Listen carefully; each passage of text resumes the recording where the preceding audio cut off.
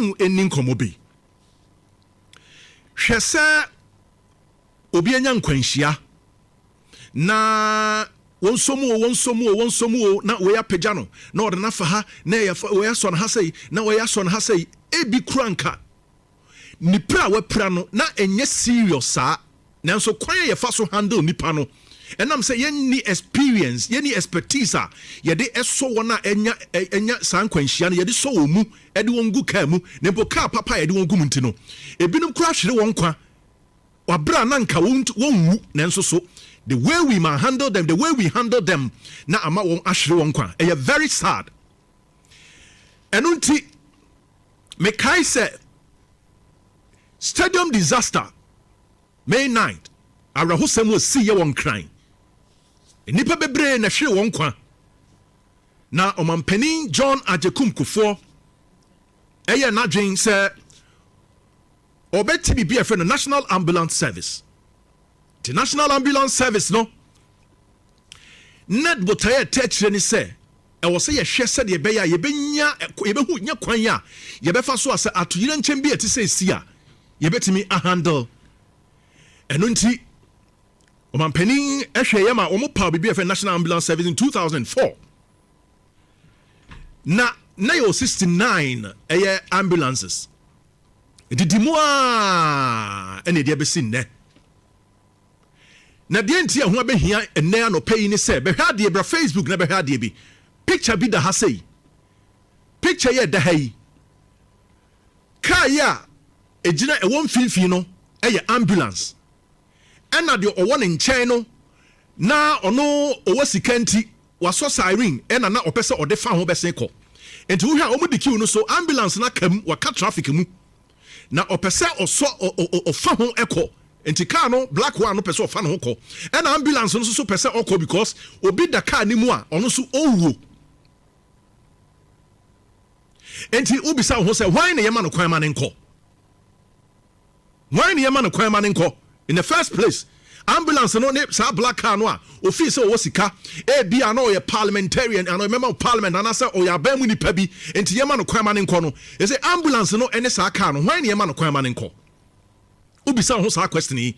ebe bia wo mo bedie na nra ambulance bi di machi driver car na mitim no driver ni no echocho sa wa hu say ambulance o mo fam de nko ekire ye otwa na ni hu say e ambulance no say ei ansa na all parking chain ena nkoma oni mi die ni say sa na empanimfo bi ye wo mo tena for drive mu a na o ma so ambulance na wow na ye ma kwan mo mesen ko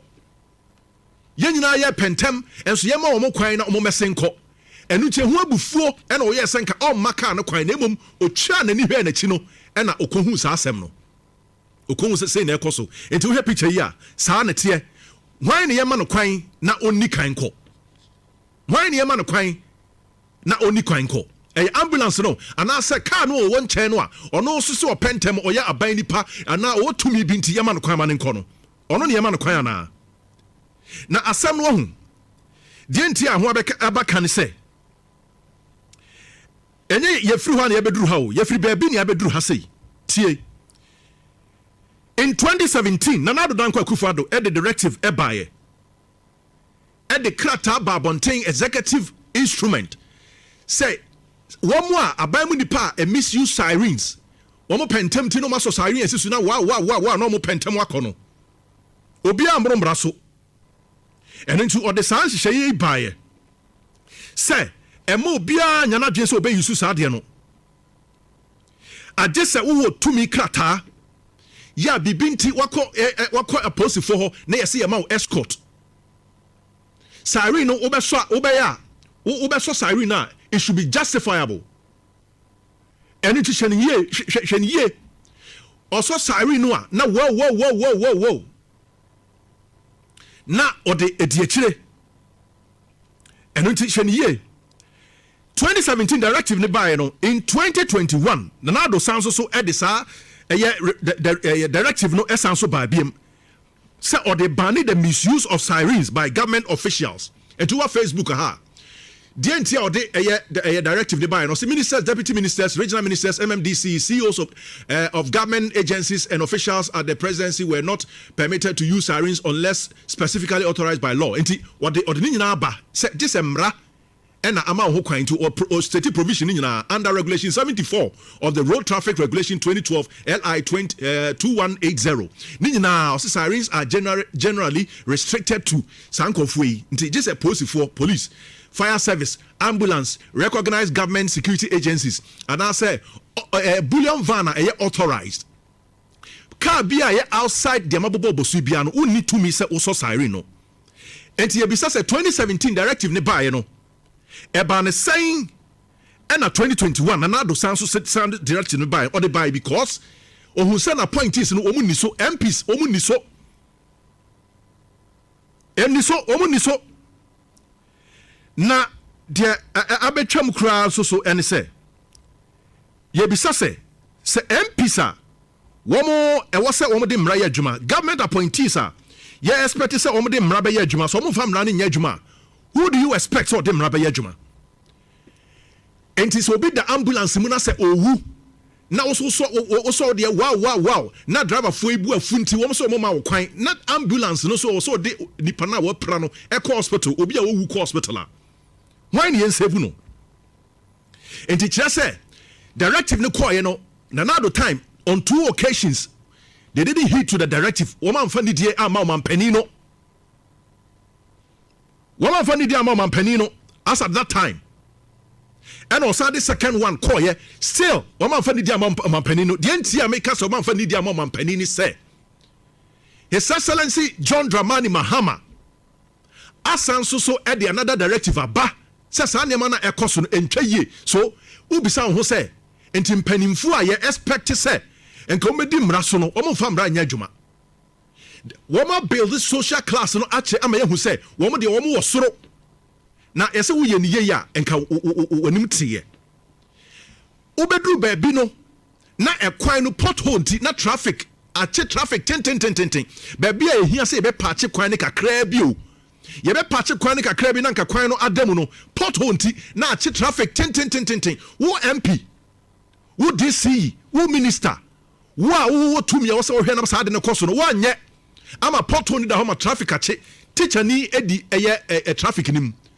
doctor edi traffic nim lawyer edi traffic nim edi pa bebre akuafo nyina di traffic nim wo se wo pentamti na wa yi afa ho na wa so siren wow directive ne buy no enso man fa anya adwuma na tie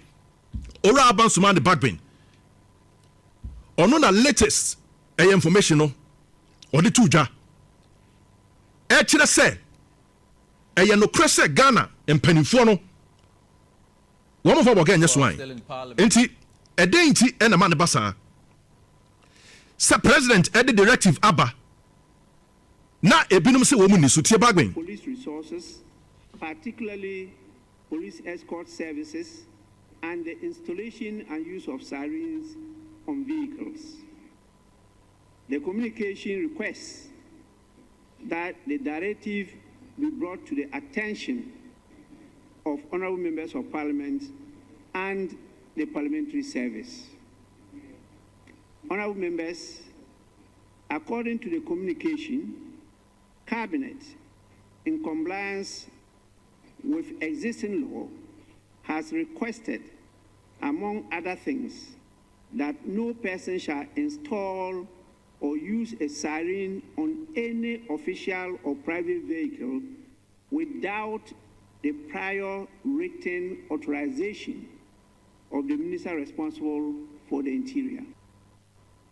Enti we abanso man backbone na ready ade omanpanin directive or the abetudwa no cabinet na atena se afa adwen.